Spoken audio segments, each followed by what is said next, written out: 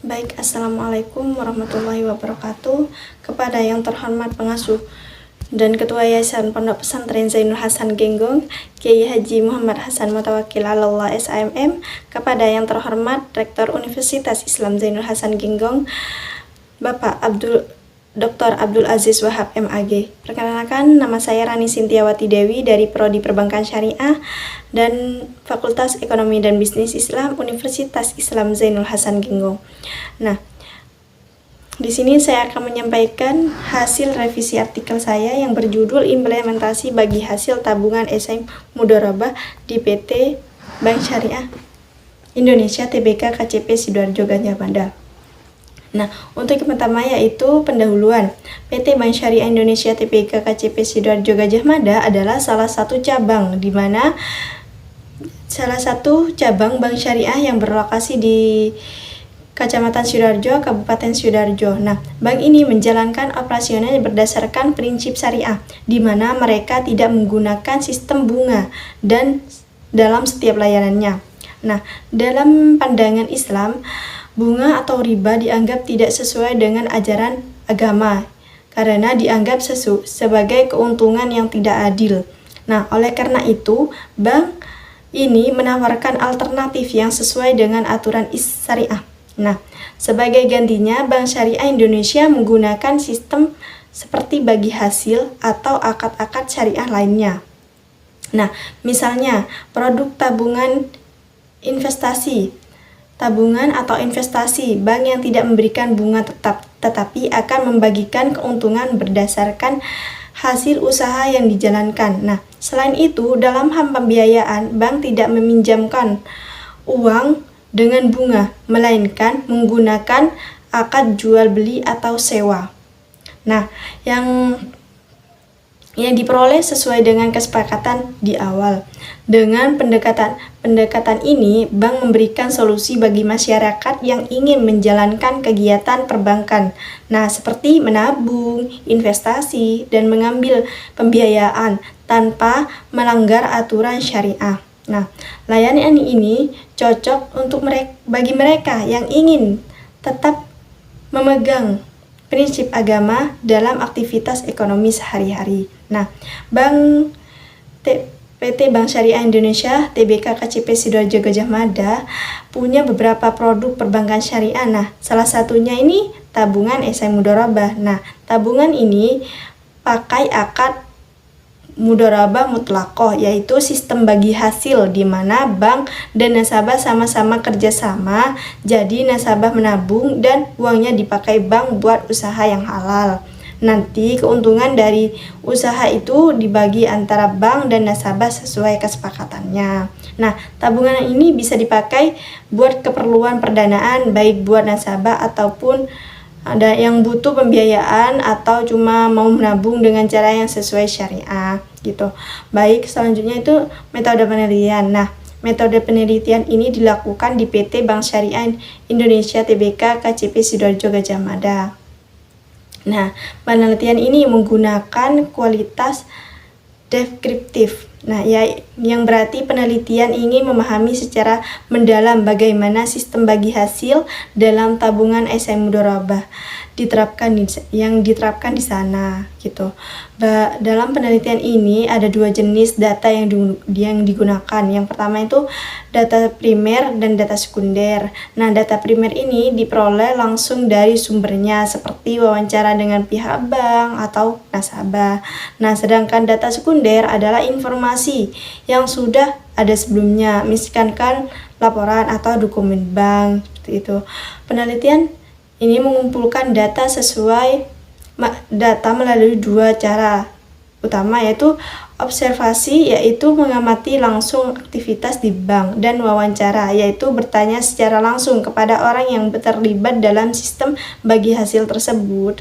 Nah, baik, selanjutnya hasil dan pembahasan. Nah, di Indonesia ada dua jenis bank konvensional dan bank syariah. Nah, bank konvensional ini beroperasi dengan sistem bunga. Nah, sedangkan kalau bank syariah ini mengikuti prinsip Islam, termasuk tidak menggunakan bunga dan menerapkan sistem bagi hasil. Nah, OJK. Nah, OJK ini Otoritas Jasa Keuangan. Nah, mengatur dan mengawasi bank syariah, memastikan mereka menjalankan prinsip kehati-hatian dan tata kelola yang baik. Nah, mirip dengan bank konvensional, namun pengawasan ini disesuaikan dengan aturan khusus yang berlaku bagi bank syariah saja. Nah, sistem bagi hasil. Nah, ada sistem bagi hasil ini perjanjian antara pemilik modal atau nasabah dan pengguna modal, yaitu bank, untuk memberikan keuntungan atau kerugian. Nah, jika bank mendapatkan keuntungan dari proyek yang dinadai, nah keuntungan dibagi sesuai kesepakatan antara bank dan nasabah. Nah, sebaliknya juga jika proyek merugi, kerugian juga dibagi antara dua belah pihak. Ini berbeda dengan sistem bunga. Nah, karena bagi hasil tergantung pada keuntungan nyata, bukan presentasi tetap. Nah, gitu. Selanjutnya ada contoh perhitungan bagi hasil tabungan esai mudharabah. Nah, perhitungannya itu jika saldo kurang dari 1 juta, nah persentase bagi hasilnya itu 1%. Nah, contohnya misal punya uang 1 juta. Nah, bagi hasilnya itu didapat itu 1%, berarti 1 juta dikali 1%, nah sama dengan 10.000. Nah, jadi dalam 1 tahun bagi hasilnya itu 10.000 kali 12, berarti 120. Nah, 120 ini berarti per bulan itu. Nah, jadi jika saldo Anda kurang dari 1 juta, nah itu akan mendapatkan 120 dalam setahun. Nah, jika tabungan lebih dari 1 juta sampai 50 juta, misal persentase bagi hasilnya itu 2%, lebih tinggi. Nah, contohnya misalnya mempunyai tabungan 10 juta. Nah, tabungannya yang didapatkan itu berarti 10 juta dikali 2%. Nah, itu 200. Nah, jadi dalam setahun itu hasilnya 200 dikali 12. Nah, berarti itu sama dengan 2.400.000. Nah, jadi jika saldo Anda saldo lebih dari 1 juta hingga 50, maka akan mendapatkan 2.400.000 dalam setahun. Nah, saldo kurang dari 1 juta bagi hasilnya itu 1%, berarti 120 per tahun. Saldo lebih dari 1 juta sampai 50 itu bagi hasilnya 24% per tahun. Dengan cara ini bisa melibatkan beberapa banyak keuntungan yang akan Anda dapatkan dari tabungan berdasarkan saldo yang dimiliki. Nah, baik, selanjutnya perhitungan bagi hasil berbasis revenue sharing. Nah, di Indonesia, bank-bank syariah termasuk Bank Syariah Indonesia menggunakan metode perhitungan bagi hasil berbasis revenue sharing. Nah, metode ini mengacu pada pengambilan hasil berdasarkan pendapat usaha yang dihasilkan. Nah, tanpa memperhitungkan biaya-biaya operasionalnya yang timbul. Dengan metode revenue sharing, bank syariah dan nasabah dapat bekerja sama dalam investasi dengan cara yang adil dan transparan, memastikan bahwa semua pihak dapat keuntungan yang setara dari pendapatan yang dihasilkan.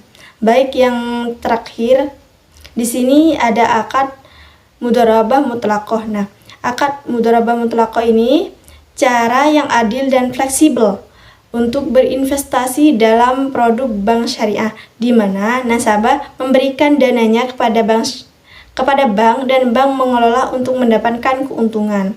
Nah, dengan akad ini semua pihak dapat bekerja sama dengan transparan dan saling menguntungkan. Nah, akad mudharabah mutlaqah memberikan kebebasan yang besar bagi pengelola dana atau dalam menjalankan usahanya. Dengan akad mudharabah mutlaqah ini, pengelola dana memiliki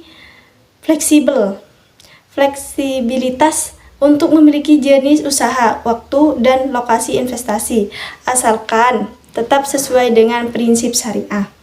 Nah, ini memberikan kesempatan untuk mengelola investasi dengan lebih efektif dan berpotensi menghasilkan keuntungan yang lebih baik. Cukup sekian presentasi dari saya. Apabila ada kesalahan penyampaian materi, saya mohon maaf yang sebesar-besarnya. Assalamualaikum warahmatullahi wabarakatuh.